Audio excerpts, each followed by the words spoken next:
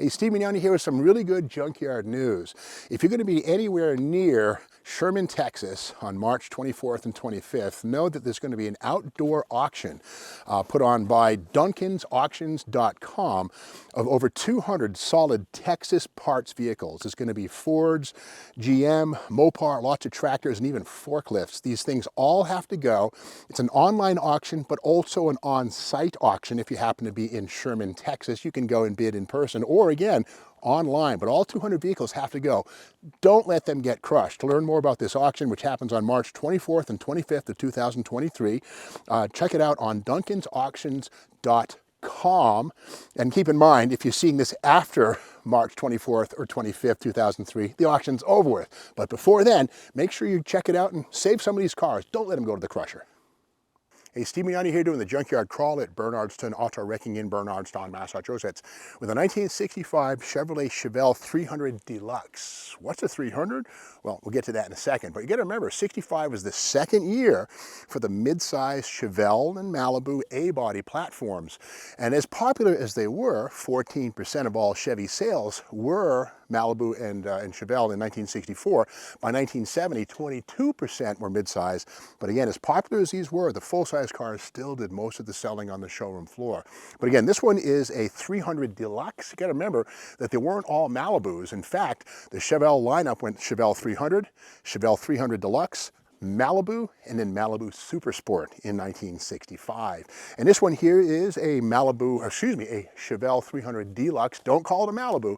And this is one of 41,600 built, of which most were four-door sedans like this. And speaking of sedan, in the 300 and 300 DeLuxe lineup, you could not get a convertible or a hardtop. There were strictly sedans of the 2- and 4-door variety with a different roofline or wagons. Now this one here is kind of interesting. We see 230 on the front fender right there, and that's the inline 6-cylinder engine. It is now long gone, but we can take a peek here and notice that this was a very basic car. Had a heater, no air conditioning, of course. This one probably had manual brakes, hard to say.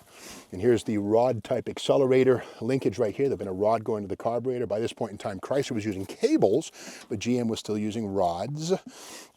And we see here color code, okay, KK, artesian turquoise, and KK refers to artesian turquoise on the lower and on the roof.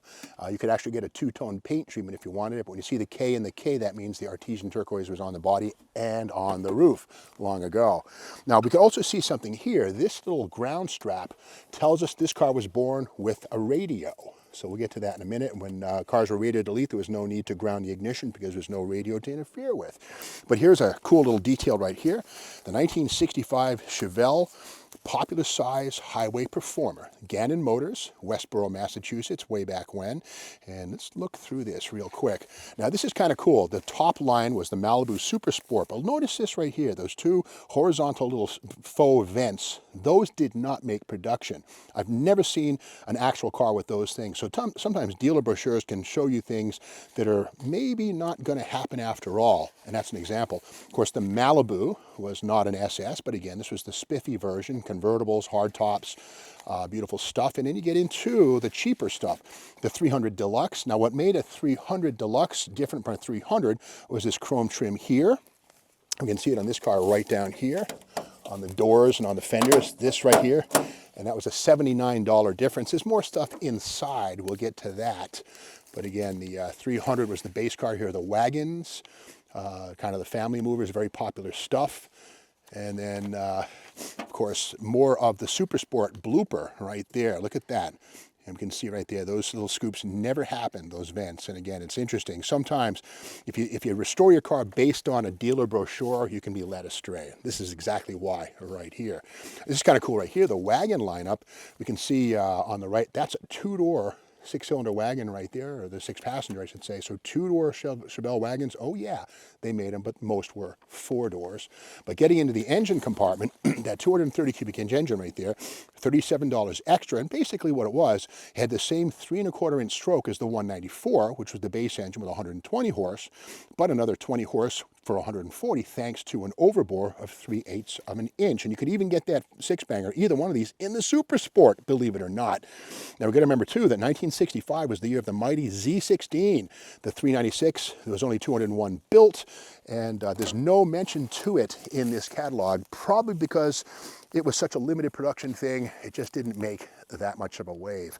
Now, one thing about all of these cars that's really weird, except for the Z16, is how they all have the same brakes. This tiny little 9.5-inch drum right here. No disc brakes on any Chevelle or Malibu till you get into 1967. So they all had this dinky little 9.5-inch. Even the SS 396 in 1966 had dinky 6-cylinder brakes. Why? But along those lines, this thing here is kind of cool. We've shown this before. I found this here at Bernardston Auto Wrecking. What this looks like is a Buick drum, the big aluminum. This is not. This actually is from a GTO or a Buick GS 400, 1965-66. This actually was an option on GTO or Buick. And again, it's a 9.5-incher, but it has an aluminum outer that's ribbed. And these are pretty uncommon. These will bolt on to an SS396, no problem. The spindle's the same. It's all quite the same. But we can see here where the hub is integrally pressed, really hard to get out of there, whereas the iron drums are two-piece. They float. You can actually take them off with ease. But again, these aluminum drums are often overlooked. But here's the crazy part. On 66 and 67 SS 396 Chevelles, you couldn't get the aluminum drums, but you could get them on a GTO or an Olds 442. Kind of weird. They would have worked, but GM didn't go there. Who knows why? Getting back to this puppy here, this one does have the we'll maybe go to the other side on this one, get the door to open up.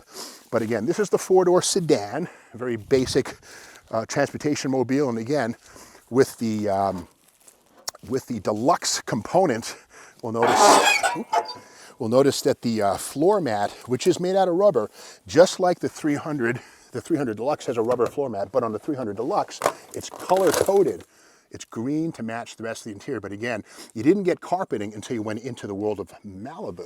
Now this one here does have the AM radio, which was a $59 option. And again, that ground strap we saw on the firewall is another part of that picture right there. The speedometer on this goes to 120. The middle, that center circle is blanked out. That's where you would have got the tachometer or the clock, depending on your option. If you didn't, well, that's how Chevy punished you for being cheap. A little block off. But again, this one, four-door hardtop, or excuse me, sedan. And of course, sedan always means fixed B-pillar door frames. And the beauty of the door frame really is that unlike a hardtop where there's no window frame, when the windows are rolled up, they're sort of floating in the air, and they rely on rubber seals here to keep the wind and the rain out. That stuff dries up. You got a misty, windy kind of a car, whereas sedans, they're pretty much airtight in a much better way. Moving to the back of this thing here, we can see here it is right here, Chevelle 300 Deluxe. And again, most people say that the 300, that's a Chrysler 300. Nope, Chevelle 300 Deluxe. And again, one thing that makes the Deluxe different from the lesser 300 is on the door. I'll meet you around here. Believe it or not, on the Chevelle 300, the stripper, you didn't get armrests on the back seats. You got them up front. But on a 300 Deluxe, check it out right here.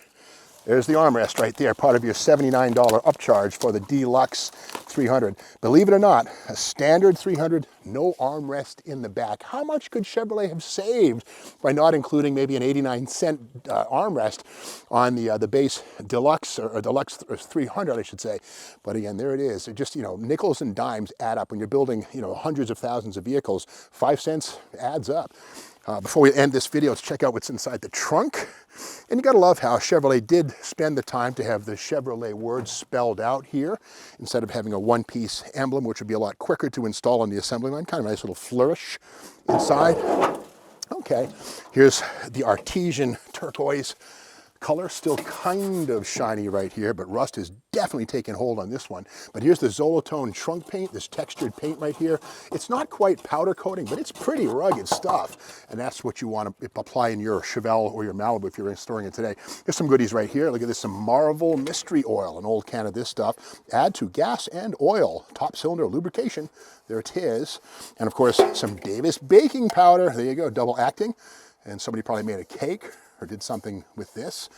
And yeah, so this Chevelle, don't call it a Malibu, this Chevelle 300 Deluxe is probably going to stay right here at Berniston Auto Wrecking. But if you like this video, be sure to subscribe to the Steve Maggs YouTube channel, and be sure to subscribe and even ring the bell so that Katie here is aware and can be fed. It's very important to have that. We have to have feed for the dog. All right, we'll see you tomorrow with more Junkyard and Crawl.